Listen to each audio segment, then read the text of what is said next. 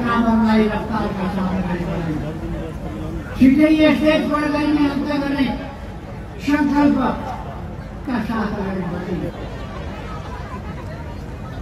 देश छोटो समयमा विकासको एउटा बाटो दियो। नयाँ नीतिका साथ देश अगाडि बढ्यो।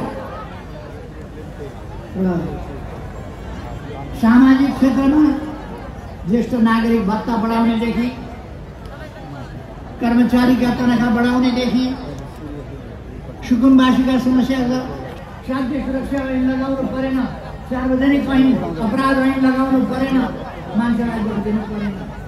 तर शासन त चल्दो रहेछ, राम्रै चल्छ। विकासको एउटा उत्साह आयो। आज देशभरि गाउँ गाउँमा बाटाघाटा मात्रै होइन, खाने पानी, हवाई मैदान, राति पनि चल्ने गरी विमानस्थलको स्तरोन्नति, यी सब कामहरू भए। तपाईँहरूलाई थाहा छ। दमकमा एउटा बिजनेस सेन्टर बनाइयो। धेरैले विरोध गरे भ्यू टावर भनेर। यो मचान बनाएको होइन, माथि चढेर यसो परसम्म हेर्न मचान बनाएको मात्रै होइन, भ्यू टावर भनेर मान्छेले मचान